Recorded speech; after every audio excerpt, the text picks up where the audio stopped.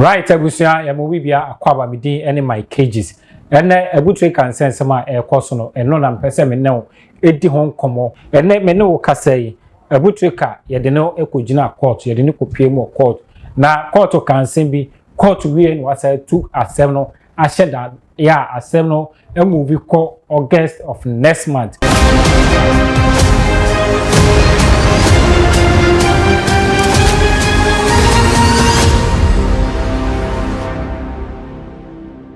Eyampa FBI abefa no se me ne okasa na enura ana okopie mu ewo US abonten so nkrofo bebre ka say Abu Trica de wanye visa ana wakopie US but before say ye be ko asem na nkasa so no de America cho nyina ne say Abu Trica nsensem aye kan nyina no alleged e de ankasa na prosecutors almost omedi asem we evidence be kra no mu wo ya omude ebeka Abu Trica so ene Abu Trica kopie mu court.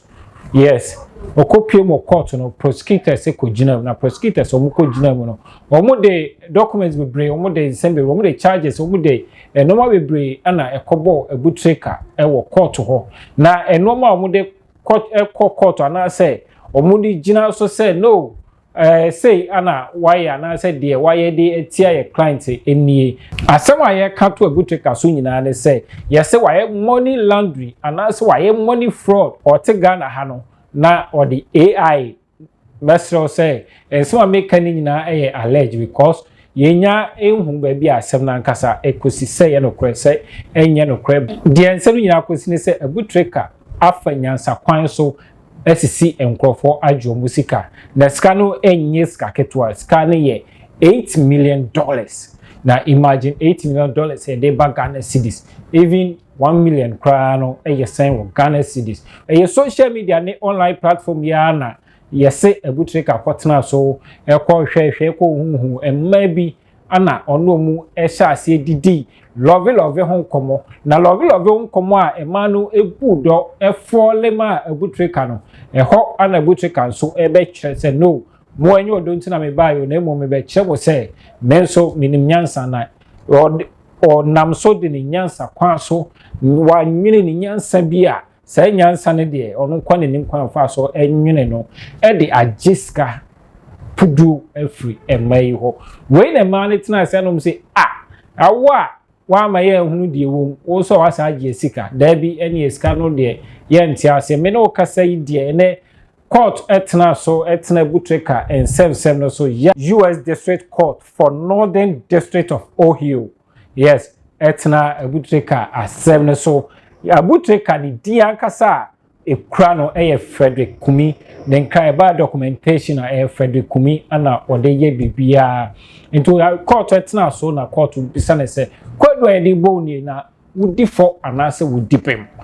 de Abu Trica kaya ne say wudi bem enti wudi bem nso de anache say ne afei na court na anase afei na proceedings no be hye ase US court wo ekwan bi ofa so di asem we nya say ye di asem no 30 minutes ko bra next week dabi court says we nya tena se a obehye asem na say by anopa 8 o'clock am I kopem se be bo enumre 5 pm ana obe odi asem be kwa akosi se bo 5 na so ni asem ni nwie dia ana obe today ashada but bo 5 we wie dia ye de odi judgment ana say de be kwa akosi bia no wode beto dwa na so obemma Abu Trica ehu se de ote asem na ase efa so hwe judge no so awodi asem na judge no wodi asem a chepa when back criminal cases nso a woye kunini ewom ya obi anim se bibia betumi akoboko na se akototen ma mention evidence a prosecutor no de support charges a ode ato Abu Trica so no encho prosecutor say owo WhatsApp conversation ya say wone enprofobi etwetwe nkomo time wa na sika send no send ma send ne ebe koso no koma Abu Trica ene nkrofo twetwe ma even kra no we say scan bedru a well percentage say we were 30%, we were 70%. Afei said the obesi afaso a che emfaso ya ebe free sikanimu abano. Ni nyina no prosecutor ne say owo record so no afei kran so banga omu discuss ye se wo enfa so ana so mo fantum o se ba no ma bi se ana se ba charges bi se ya na enye nipa ba akọ asem we asem we ni e ka na ebobo ba de obehu ane se afei ochina ade be china ye be frɛ obi se ne ho ebon asem ne mu because ba se ya Abu Trica de organ ha but de ne a de ono so wo ehwa na so ono so wo bank banka obetumi de afa o de ses ka ne be fa so ne nyina betumi apiepie na mom ebepie a eye bra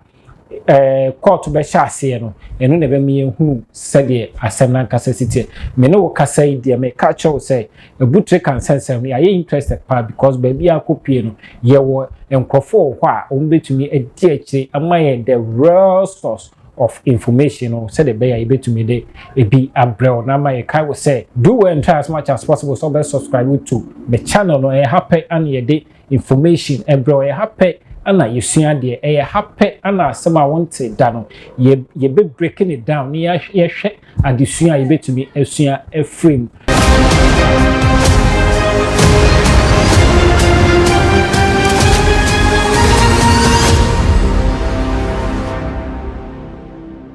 After WhatsApp conversation